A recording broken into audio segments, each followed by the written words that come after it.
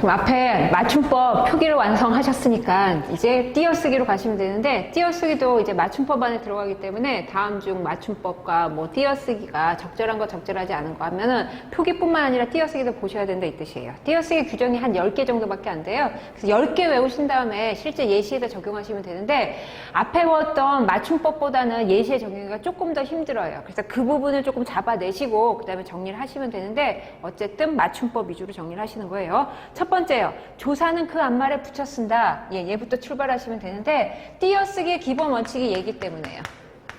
예, 단어별 띄어쓰기 하시는 거예요. 가장 큰 원칙은 단어별로 띄어쓰시는 거예요. 문법에서 이야기하는 단어가 바로 품사가 되겠죠. 그러니까 품사별로 띄어요. 우리가 9개의 품사를 구별했는데 그 9개의 품사를 구별하는 기준은 뜻이에요. 됐죠? 그렇다면 이 뜻이에요. 품사가 달라요. 아니면 같은 품사가 2번 나와도 다른 단어예요. 그럼 띄어 쓰셔야겠고, 뜻이 다르다면 당연히 띄어 쓰시는 거예요. 그래서 단어별 띄어쓰기가 가장 중요한 원칙이니까 첫 번째, 조사는 품사지만 붙이겠다고요. 얘가 그래서 첫 번째 붙이는 거예요. 됐죠? 그 다음에 2번 확인하시면은 의존명사는 띄었어요. 왜요? 명사니까요. 그렇죠? 품사가 다르면 띄래매요. 이 뜻이에요. 대신 이거 2개가 가장 중요해요. 얘네 2개가 같이 나와요. 그렇죠? 수능 완성에서도 올해 품사 통형이라는 단어를 썼어요. 통형이란 얘기는 형태가 같은 단어인데 품사가 2가지로 쓰일 때예요. 그러니까 어떤 품사가 조사로도 쓰이고 의존명사로도 쓰인다면 걔는 띄어쓰기가 달라지겠지요. 그래서 그걸 확인하실 수 있으면 돼요. 그래서 다른 데에는 없지만 적성에 많이 나왔던 2가지 이상으로 쓰이는 그러한 단어들을 모아놨어요. 잘했죠? 첫 번째요. 대로만큼 뿌는 하나는 의존명사고 하나는 조사로 쓰여요. 그럼 이럴 때는 그래도 그나마 쉬워요. 조사를 기준으로 보시면 돼요. 조사는 붙여 쓰지요. 어디에 붙여 써요? 체언 뒤에 붙여 써요. 그러니까 조사라고 의심되는 애 밑줄을 거놓으시고, 즉 대로 만큼 뿐에다 밑줄을 그시는 거죠. 그 다음에 앞에 말이 체언인지 확인하시면 돼요. 체언이라면 그건 조사예요. 체언이 아니에요? 그럼 걔는 명사일 거예요. 이해되죠? 확인하시면 돼요. 느낀 대로, 너대로, 대로를 기준으로 볼게요.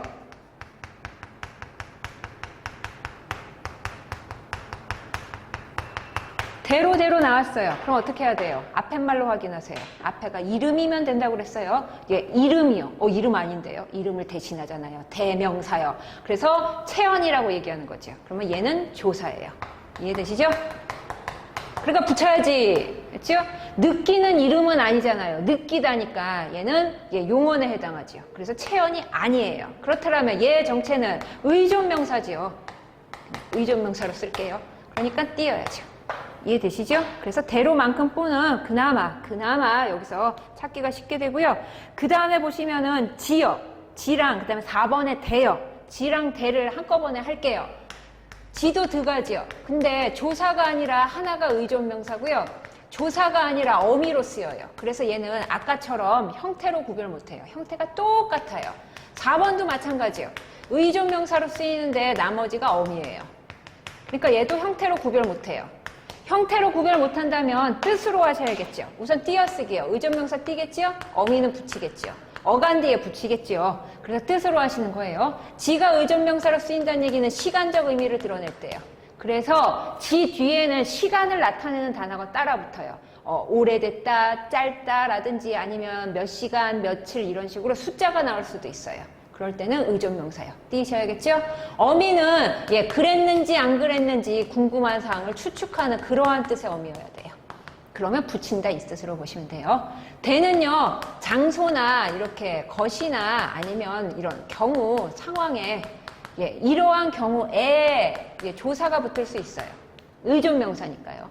근데 어미로 쓰일 때는 상황을 제시하는 그런 데의 뜻이어야 돼요.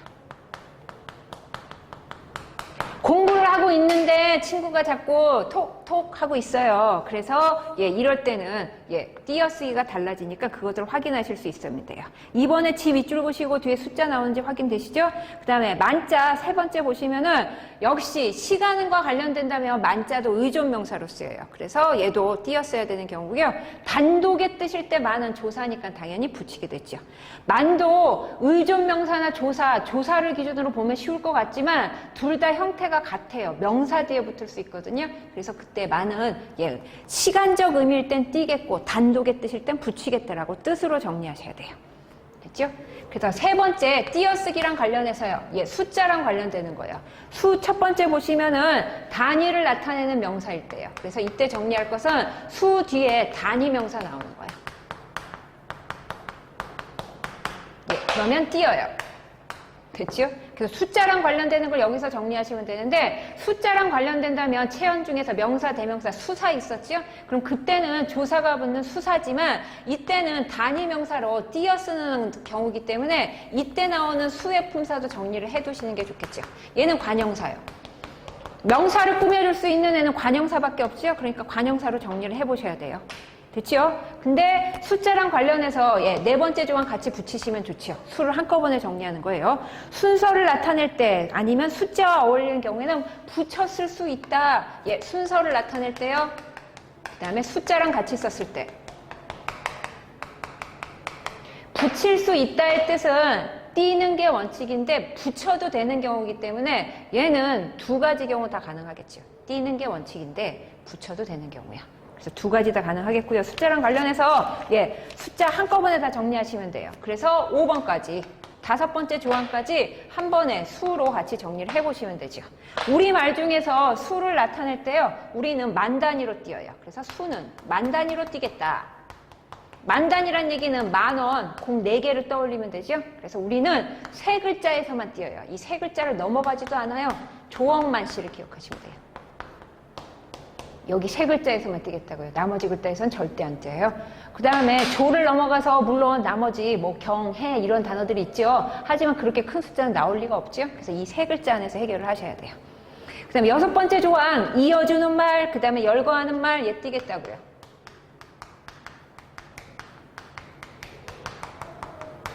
예시를 꼼꼼히 못 보니까 여러분이 예시를 보셔야 돼요. 국장경 가장 겸겸겸 이어주는 말이요. 사과, 배, 귤 등 하는 나열하는 말도 띄었습니다. 이 뜻이요. 7번이요. 연이어 나타날 때 단음절, 한 글자 짠지가 연이어 나타나요. 그럼 붙여 쓸 수 있다고요. 그렇죠? 그래서 그 붙여 쓰는 예, 그러한 붙여 쓸 수 있다는 두 가지 다 가능하다 이 뜻인 거예요. 그래서 그것까지 확인이 되시면 되겠고요. 그 다음에 8번이요. 있죠? 8번은 중요하죠? 예. 올해 EBS. 그래서요. 우선은 어렵긴 해요. 우선은 예, 기본적으로는 띄겠지요. 어떻게 해요? 앞에 서술어 쓸 때 서술어가 하나가 아니라요. 예, 2개, 3개씩 나와요. 본영어가 그 다음에 뒤에 보조용은 나와도 예, 띄어요. 얘가 원칙이에요. 그래서 원칙부터 출발하세요. 뛸 거예요. 됐어요. 그런데 붙여도 되는 경우니까 얘는 두 가지 경우가 다 되지요. 원래는 띄지만 붙이는 것도 봐줘 이 뜻이기 때문에 그래서 붙였을 수 있는 경우가 여기에 아로 연결될 때예요. 본용언이랑 보조용언이랑 아로 연결될 때는 붙일 수 있다예요. 띄는 게 원칙, 붙여도 되는 거. 그러니까 둘 다 가능한 그러한 예문으로 정리를 하셔야겠죠? 그런데 예, 이러한 단어 조심하시면 돼요. 보조용언 중에 이런 거요. 하다나 쉽다가 붙는 말이요. 성쉽다, 척하다. 의존명사 뒤에 쉽다나 하다가 붙어요. 그럼 걔가 붙어서 하나의 보조용언처럼 쓰이거든요. 그러니까 그때는 예, 조심하셔야겠죠. 띄는 게 원칙이지만 붙여도 된다고요. 요즘에 비가 올 듯해. 비가 올 듯해.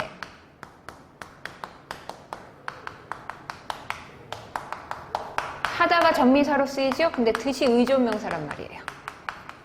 확인하세요. 띄는 게 원칙이요. 근데 이게 하나의 보조용언처럼 쓰인다고요. 그러니까 어떻게 해요? 붙여도 되는 경우가 돼요. 그러니까 얘는 두 가지 다 돼요. 올 띄고 듯하다. 원칙. 올 듯하다. 허용. 둘 다 가능. 됐죠? 그래서 얘를 하나 정리를 하시고요. 그 다음에 또요. 여기에 붙는 예외요. 예. 앞팻말이 본용언 자체가 합성어일 때요. 그 다음에 이렇게 앞팻말에 보조사가 붙었을 때요. 합성용언 뒤에서는 붙일 일 없어요. 보조사 뒤에서는 붙일 일 없어요. 그래서 얘는 꼭 띄었어야 되는 거예요. 그렇죠? 책을 읽어보고 문제집을 읽어보고 읽다와 보다요. 이때 말하는 보다는 눈으로 보다 이 뜻이 살아있지 않지요. 그러니까 기본적인 뜻이 살아있지 않기 때문에 보조용언으로 보는 거예요. 그럼 원칙부터 간다면 얘는 띄는 게 원칙이요. 어로 연결돼 있지요. 그러면 붙여도 되는 경우요. 둘 다 되지요. 그런데 여기에 조사가 붙었을 때요. 읽어도 보고 읽어만 보고 이런 식으로 보조사가 붙었을 때요. 붙였으니까 어떻게 해요? 얘는 붙일 수 없게 되죠. 이해되지요? 앞에 합성용언이었어요. 합성어도 마찬가지예요. 근데 올해 이게 문제로 나와요. 그러니까 한 번에 정리하셔야 돼요. 원칙 보시고 그 다음에 예외까지요. 이해되죠? 그 다음에 뭐 10번째 조항 확인하시면은 기본적으로 여러분의 이름 떠올리시면 돼요. 성과 이름을 붙여 쓰셔야 돼요. 근데 우리가 기본적으로 성씨를 한 글자로 생각하니까 여러분이 두 글자인 성씨는 좀 억울하죠. 나 두 글자 성씨인데 그때는 구별하는 의미로 성씨 뒤에 띄일 수 있다. 띄일 수 있다니까 붙여도 되는데 띄어도 되는 그러한 경우로 확인하시면 돼요. 성명 말고 고유명사 같은 거 있죠? 13번에 나와 있는 전문용어 같은 경우도 마찬가지예요. 단어별로 띄지만 그게 하나의 고유명사처럼 존재하잖아요. 그러니까 이렇게 이 단어별로 띄든 거를 한 단위로 붙일 수가 있게 된다고요. 붙일 수 있다니까 얘도 띄는 게 원칙, 붙여도 되는 두 가지 경우를 다 확인을 하셔야겠어요. 그래서 지금 띄어쓰기와 관련된 그러한 규정들 보셨는데 규정이 어렵진 않아요. 예시에다가 적용하실 수 있어야 되는데 그게 좀 어렵거든요. 그래서 그걸 확인하실 수 있으면 되겠고 예외까지 붙이셔서 같이 완성을 해야 한 문제가 되니까 그것을 확인하실 수 있으면 돼요. 그래야 한글 맞춤법 첫 번째가 끝났어요. 그렇죠? 두 번째 뭐예요? 표준어와 표준 발음이에요. 그래서 앞에 표준어와 관련해서는 표기랑 같이 보시면 돼요.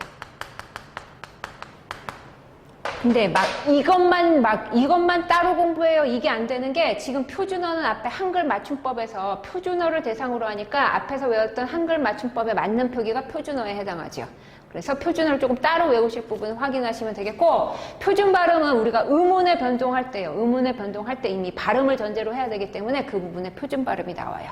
그래서 문제가 좀 섞일 수도 있어요. 표준 발음 문제랑 의문의 변동이랑 같이. 그래서 그런 부분 같이 정리하실 수 있으면 돼요. 그렇죠? 그러면 발음 문제 확인할게요. 107페이지예요. 모음 확인하세요. 그렇죠? 모음은 필요하죠. 왜 필요하겠어? 그래. 올해 EBS요. 그렇죠?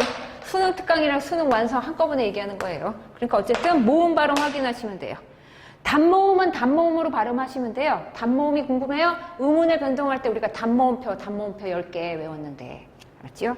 키위랑 금붕어를 떠올리세요. 그럼 밑에요. 이중모음 있어요. 이중모음은 이중모음으로 발음하는데 단모음으로 봐도 되는 경우요. 저쩌처 발음 확인하세요. 그 다음에요. 얘랑 얘요. 얘는 이걸로 발음하셔야 돼요. 됐죠? 이걸로 발음하는데 이거 말고의 얘는 얘로 해도 된다고요. 됐죠? 선지 중에 하나 나오잖아. 이거 발음 확인하실 수 있어야 돼. 그럼 얘는 어떻게 발음할까? 얘나 얘가 아니지요? 그럼 얘로 해야죠. 물론 이중모음이니까 이중모음으로 발음해요. 그러니까 둘 다 돼요. 얘는. 그렇죠? 그거 조심하시면 되죠? 지혜 둘 다 된다고. 그 다음에 의 발음이요. 아까 표기에서도 중요하다고 그랬어요. 의가 이라고 발음돼도 의라고 적어야 돼요. 그래서 여기서는 발음 문제니까 이로 발음하는 그러한 경우를 제시를 해주는 거예요. 닐리리, 닝큼 했잖아. 그렇지? 근데 단어의 첫 음절 의의 의는 이로, 조사 의는 에로 발음하면 더 허용하니까 의가 발음이지만 이라고 발음해도 허용하니까 발음이 두 개란 얘기인 거예요. 얘도 마찬가지죠. 그렇죠? 두 번째 있죠? 근데 당연히 그러면 주의 얘가 맞죠. 근데 이로도 허용한다고 했어요. 그렇죠? 둘 다 된다고. 둘 다 되는 것은 확인하셔야 돼요. 얘도 둘 다 돼. 그렇죠? 그 다음에 관형격으로 쓰이는 의요. 관형격으로 쓰이는 의는 당연히 의인데 관형격이니까 애도 된다고요. 고향 애봄, 고향 애봄 이런 식으로요. 그렇죠? 음의 길이, 길이는 장단을 얘기하는 거예요. 지금 현대국어에서 장단은 유일하게 비분절 음운으로 뜻을 구별할 수 있는 음운의 단위로 인정을 받는 거예요. 그래서 뭐 모음 정도는 한번 명사 정도는 한번 봐두시면 좋지요. 물론 긴 발음은 단어의 첫머리에서요. 되셨어요? 그래서 뒤에 있는 그러한 조항들을 먼저 확인이 필요하고요. 그 다음에 받침의 발음이요. 지금 108페이지 3번에 나와 있는 받침의 발음. 자, 겹치지요? 의문의 변동에서 했어요. 그럼 간단히 확인하시고 넘어가시면 돼요. 그녀 다리만 보여. 그놈 다리만 보여. 받침으로 발음할 수 있는 자음은 7개뿐이에요. 음절의 끝소리 규칙이요. 됐죠? 그 다음에요. 대표음으로 나는 거 확인하실 수 있으면 돼요. 그러니까 음절의 끝소리 규칙이요. 그죠? 음절의 끝소리 규칙 중에 올해는 수능 특강에서 이 말도 썼죠? 음절말, 평파열음하여. 평파열음에 뭐 들어가요? 부드그. 그래서 2번처럼 기역, 디귿, 비읍으로 되는 이러한 대표음 예시도 봐두시면 돼요.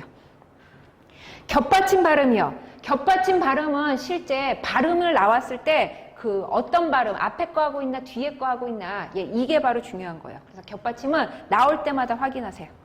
됐죠? 거기 넓다. 얘는 겹받침 발음 넓다. 중요지? 리을 비읍은 리을로 하기로 돼 있어요. 넓다, 넓다, 넓다. 발음하실 수 있으면 돼요. 그 다음에 예외. 리을 비읍인데 리을로 한다며 예외니까 비읍으로 하겠죠. 밥다. 지금 긴 발음까지 할 수는 없지만 그래서 이렇게 규칙 보시고 다만 붙는 거는 예외니까 예외로 확인하실 수 있으면 돼요. 밥다 됐죠? 아까 했던 거 앞강의에 있어요. 넙죽하다, 넙죽하다. 걔도 예외니까 여기다 쓸게요. 넙 뒤에 죽하다 붙었을 때 넙은 널이라며 얘는 넙이라고. 아까 했죠? 겹받침, 끝소리가 난다면 원형을 밝혀 적어라. 이렇게 적으라고요. 그래서 표기까지 확인을 하셔야 돼요. 됐네. 그 다음에 겹받침 중에서요. 리을 기억 확인할게요. 리을 기억이요. 막다. 막다, 막다, 막다. 리을 기억은 기억으로 하기로 돼 있어요. 예가 원칙이요. 그럼 예외 들어갈게요. 리을 기억 뒤에 기억으로 시작하는 어미가 와요. 됐죠? 그땐 리을로 해요. 됐죠? 그러니까 막다 다음에 이 자리에 기억으로 시작하는 어미 고도 되고요. 개도 되고요. 고로 해볼까요? 그러면 얘는 맑고. 그렇죠? 원칙 먼저 보시고 예외 넣으시는 거예요. 근데 원칙은 리을 기억은 기억으로 하게 돼 있어요. 이거보다는 단어를 외우시는 게 훨씬 빠르겠죠. 막다는 막다, 막다는 막다, 막고는 안 되네. 맑고, 맑게 이렇게 바뀌는 거 예외까지 한꺼번에 넣으셔야 그게 하나의 문제로 완성이 되는 거예요. 됐죠? 저 108페이지까지 지금 한 상태인데요. 안 되시는 거 확인하시고 옆에 예시로 개념 체크 빠르게 조금 확인하시는 이러한 부분이 필요한 거야. 109페이지 확인할게요.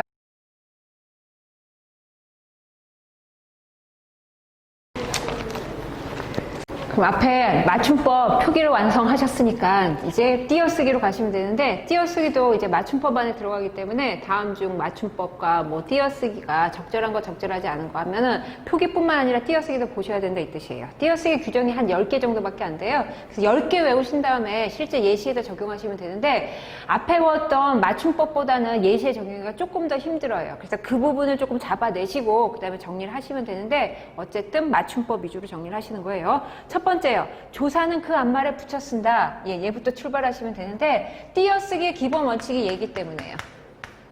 단어별 띄어쓰기 하시는 거예요. 가장 큰 원칙은 단어별로 띄어쓰시는 거예요. 문법에서 이야기하는 단어가 바로 품사가 되겠죠. 그러니까 품사별로 띄어요. 우리가 9개의 품사를 구별했는데 그 9개의 품사를 구별하는 기준은 뜻이에요. 됐죠? 그렇다면 이 뜻이에요. 품사가 달라요. 아니면 같은 품사가 2번 나와도 다른 단어예요. 그럼 띄어 쓰셔야겠고 뜻이 다르다면 당연히 띄어 쓰시는 거예요. 그래서 단어별 띄어쓰기가 가장 중요한 원칙이니까 첫 번째 조사는 품사지만 붙이겠다고요. 얘가 그래서 첫 번째 붙이는 거예요. 됐죠? 그 다음에 2번 확인하시면은 의존명사는 띄었어요. 왜요? 명사니까요. 그렇죠? 품사가 다르면 띄래매요. 이 뜻이에요. 대신 이거 두 개가 가장 중요해요. 얘네 두 개가 같이 나와요. 그렇죠? 수능 완성에서도 올해 품사 통형이라는 단어를 썼어요. 통형이란 얘기는 형태가 같은 단어인데 품사가 두 가지로 쓰일 때예요.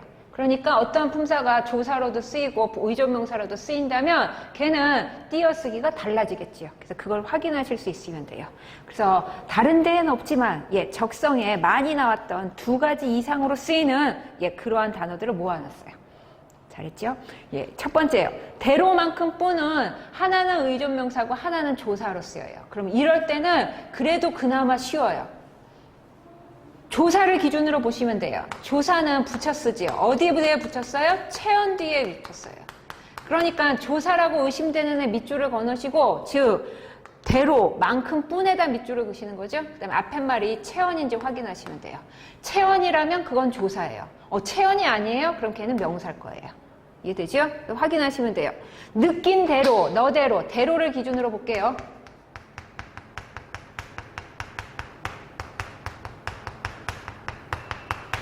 대로 나왔어요. 그럼 어떻게 해야 돼요? 앞에 말로 확인하세요. 앞에가 이름이면 된다고 그랬어요. 이름이요. 이름 아닌데요. 이름을 대신하잖아요. 대명사요. 그래서 체언이라고 얘기하는 거죠. 그러면 얘는 조사예요. 이해되시죠? 그러니까 붙여야지. 그렇죠? 느끼는 이름은 아니잖아요. 느끼다니까 얘는 용언에 해당하죠. 그래서 체언이 아니에요. 그렇다면 얘의 정체는 의존명사지요. 의존명사로 쓸게요. 그러니까 띄어야죠. 이해되시죠? 그래서 대로만큼 뿌는 그나마 여기서 찾기가 쉽게 되고요. 그 다음에 보시면은 지랑 그 다음에 4번에 대요. 지랑 대를 한꺼번에 할게요. 지도 두 가지요. 근데 조사가 아니라 하나가 의존명사고요. 조사가 아니라 어미로 쓰여요. 그래서 얘는 아까처럼 형태로 구별 못해요. 형태가 똑같아요. 4번도 마찬가지요. 의존명사로 쓰이는데 나머지가 어미예요. 그러니까 얘도 형태로 구별 못해요. 형태로 구별 못한다면 뜻으로 하셔야겠죠. 우선 띄어쓰기요. 의존명사 띄겠죠? 어미는 붙이겠죠. 어간 뒤에 붙이겠죠. 그래서 뜻으로 하시는 거예요. 지가 의존명사로 쓰인다는 얘기는 시간적 의미를 드러낼 때요. 그래서 지 뒤에는 시간을 나타내는 단어가 따라 붙어요. 오래됐다, 짧다라든지 아니면 몇 시간, 며칠 이런 식으로 숫자가 나올 수도 있어요. 그럴 때는 의존명사요. 띄셔야겠죠? 어미는 그랬는지 안 그랬는지 궁금한 사항을 추측하는 그러한 뜻의 어미여야 돼요. 그러면 붙인다 이 뜻으로 보시면 돼요. 대는요, 장소나 이렇게 것이나 아니면 이런 경우, 상황에 이러한 경우에 조사가 붙을 수 있어요. 의존명사니까요. 근데 어미로 쓰일 때는 상황을 제시하는 그런 데의 뜻이어야 돼요. 공부를 하고 있는데 친구가 자꾸 톡톡 하고 있어요. 그래서 이럴 때는 띄어쓰기가 달라지니까 그것들을 확인하실 수 있으면 돼요. 이번에 지 밑줄 보시고 뒤에 숫자 나오는지 확인되시죠? 그 다음에 만자 세 번째 보시면은 역시 시간과 관련된다면 만자도 의존명사로 쓰여요. 그래서 얘도 띄었어야 되는 경우고요. 단독의 뜻일 때 만은 조사니까 당연히 붙이게 됐죠. 만도 의존명사나 조사를 기준으로 보면 쉬울 것 같지만 둘 다 형태가 같아요. 명사 뒤에 붙을 수 있거든요. 그래서 그때 만은 시간적 의미일 땐 띄겠고 단독의 뜻일 땐 붙이겠다라고 뜻으로 정리하셔야 돼요. 됐죠? 그래서 세 번째 띄어쓰기랑 관련해서요. 숫자랑 관련되는 거예요. 수 첫 번째 보시면은 단위를 나타내는 명사일 때요. 그래서 이때 정리할 것은 수 뒤에 단위 명사 나오는 거야. 그러면 띄어요. 됐죠? 그래서 숫자랑 관련되는 걸 여기서 정리하시면 되는데 숫자랑 관련된다면 체언 중에서 명사, 대명사, 수사 있었죠? 그럼 그때는 조사가 붙는 수사지만 이때는 단위 명사로 띄어 쓰는 경우이기 때문에 이때 나오는 수의 품사도 정리를 해두시는 게 좋겠죠. 얘는 관형사요. 명사를 꾸며줄 수 있는 애는 관형사밖에 없죠? 그러니까 관형사로 정리를 해보셔야 돼요. 됐죠? 근데 숫자랑 관련해서 네 번째 조항 같이 붙이시면 좋죠. 수를 한꺼번에 정리하는 거예요. 순서를 나타낼 때 아니면 숫자와 어울리는 경우에는 붙였을 수 있다. 순서를 나타낼 때요. 그 다음에 숫자랑 같이 썼을 때. 붙일 수 있다의 뜻은 띄는 게 원칙인데 붙여도 되는 경우이기 때문에 얘는 두 가지 경우 다 가능하겠죠. 띄는 게 원칙인데 붙여도 되는 경우야. 그래서 두 가지 다 가능하겠고요. 숫자랑 관련해서 숫자 한꺼번에 다 정리하시면 돼요. 그래서 5번까지 5번째 조항까지 한 번에 수로 같이 정리를 해보시면 되죠. 우리말 중에서 수를 나타낼 때요. 우리는 만 단위로 띄어요. 그래서 수는 만 단위로 띄겠다. 만 단위란 얘기는 10,000원, 공 4개를 떠올리면 되죠. 그래서 우리는 세 글자에서만 띄어요. 이 세 글자를 넘어가지도 않아요. 조억만 씨를 기억하시면 돼요. 여기 세 글자에서만 띄겠다고요. 나머지 글자에서는 절대 안 띄어요. 그 다음에 조를 넘어가서 물론 나머지 뭐 경, 해 이런 단어들이 있죠. 하지만 그렇게 큰 숫자는 나올 리가 없죠. 그래서 이 세 글자 안에서 해결을 하셔야 돼요. 그 다음에 6번째 조항, 이어주는 말, 그 다음에 열거하는 말 띄겠다고요.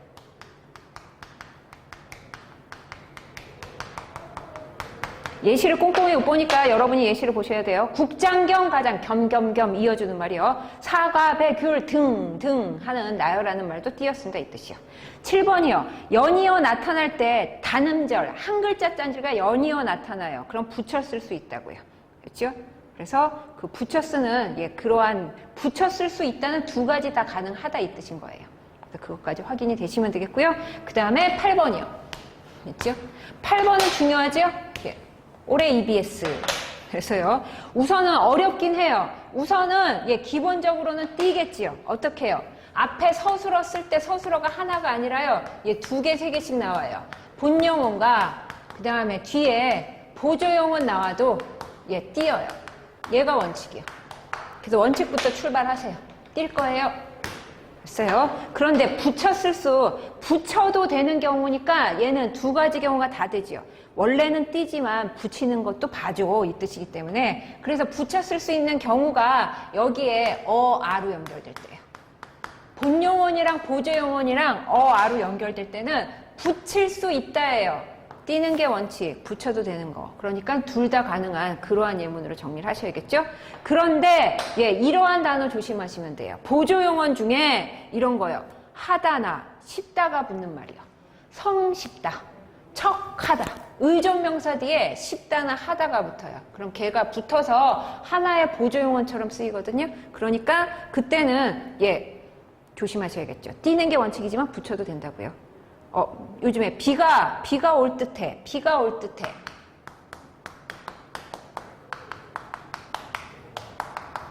하다가 전미사로 쓰이죠? 근데 뜻이 의존명사란 말이에요.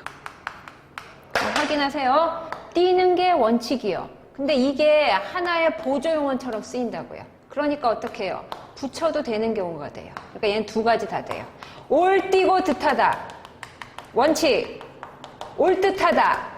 허용. 둘 다 가능. 됐죠? 그래서 얘를 하나 정리를 하시고요. 그 다음에 또요. 여기에 붙는 예외요. 앞에 말이 본용은 자체가 합성어일 때요. 그 다음에 이렇게 앞에 말에 보조사가 붙었을 때요. 합성용어는 뒤에서는 붙일 일 없어요. 보조사 뒤에서는 붙일 일 없어요. 그래서 얘는 꼭 띄었어야 되는 거예요. 그렇죠? 책을 읽어보고 문제집을 읽어보고 읽다와 보다요. 이때 말하는 보다는 눈으로 보다 이 뜻이 살아있지 않지요. 그러니까 기본적인 뜻이 살아있지 않기 때문에 보조용어로 보는 거예요. 그럼 원칙부터 간다면 얘는 띄는 게 원칙이요. 어로 연결돼 있지요. 그러면 붙여도 되는 경우요. 둘 다 되지요. 그런데 여기에 조사가 붙었을 때요. 읽어도 보고 읽어만 보고 이런 식으로 보조사가 붙었을 때요. 붙였으니까 어떻게 해요? 얘는 붙일 수 없게 되죠. 이해되죠? 그래서 앞에 합성용어이었어요. 합성어도 마찬가지예요. 근데 올해 이게 문제로 나와요. 그러니까 한 번에 정리하셔야 돼요. 원칙 보시고 그 다음에 예외까지요. 이해되죠?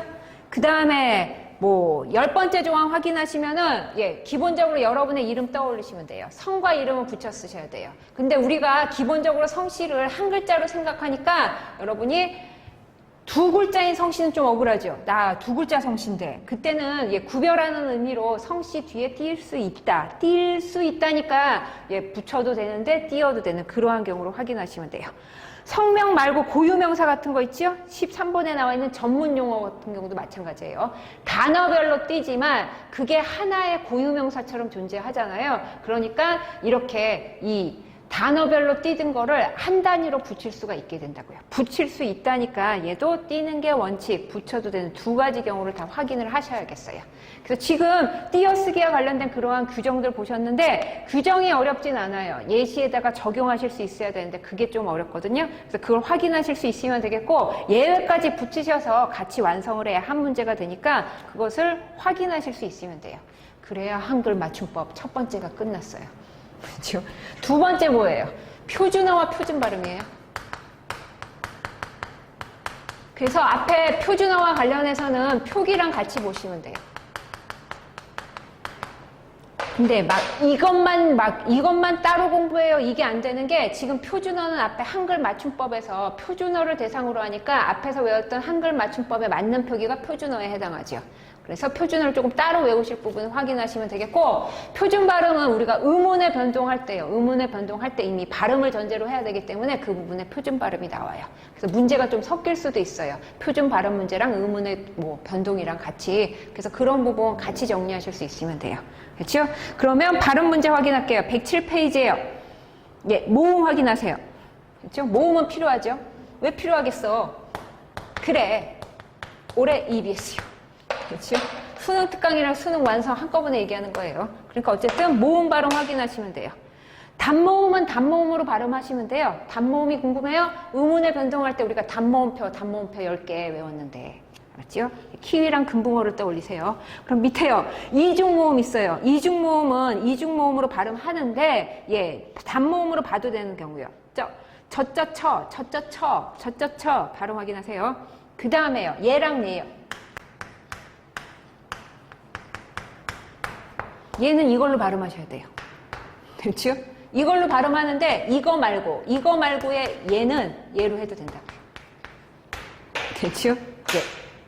선지 중에 하나 나오잖아. 이거 발음 확인하실 수 있어야 돼. 그럼 얘는 어떻게 발음할까? 얘나 얘가 아니지요? 그럼 얘로 해야죠. 물론 이중모음이니까 이중모음으로 발음해요. 그러니까 둘 다 돼요. 얘는. 그렇죠? 그거 조심하시면 되죠? 지혜 둘 다 된다고. 그 다음에 의 발음이요. 아까 표기에서도 중요하다고 그랬어요. 의가 이라고 발음돼도 의라고 적어야 돼요. 그래서 여기서는 발음 문제니까 이로 발음하는 그러한 경우를 제시를 해주는 거예요. 닐리리, 닝큼 했잖아.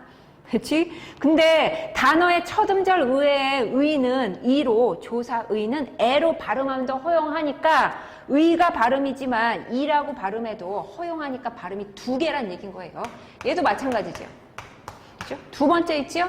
근데 당연히 그러면 주의 얘가 맞죠. 근데 이로도 허용한다고 했어요. 그렇죠? 둘 다 된다고. 둘 다 되는 것을 확인하셔야 돼. 얘도 둘 다 돼. 그렇죠?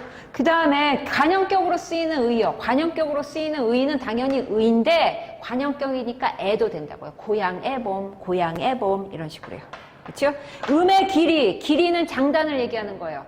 지금 현대국어에서 장단은 유일하게 비분절 음운으로 뜻을 구별할 수 있는 음운의 단위로 인정을 받는 거예요. 그래서 모음 정도는 한번 명사 정도는 한번 봐두시면 좋지요. 물론 긴 발음은 단어의 첫머리에서요. 되셨어요? 그래서 뒤에 있는 그러한 조항들을 먼저 확인이 필요하고요. 그 다음에 받침의 발음이요. 지금 108페이지 3번에 나와 있는 받침의 발음. 겹치지요? 의문의 변동에서 했어요. 그럼 간단히 확인하시고 넘어가시면 돼요. 그녀 다리만 보여. 그놈 다리만 보여. 받침으로 발음할 수 있는 자음은 7개뿐이에요. 음절의 끝소리 규칙이요. 됐죠? 그 다음에요. 대표음으로 나는 거 확인하실 수 있으면 돼요. 그러니까 음절의 끝소리 규칙이요.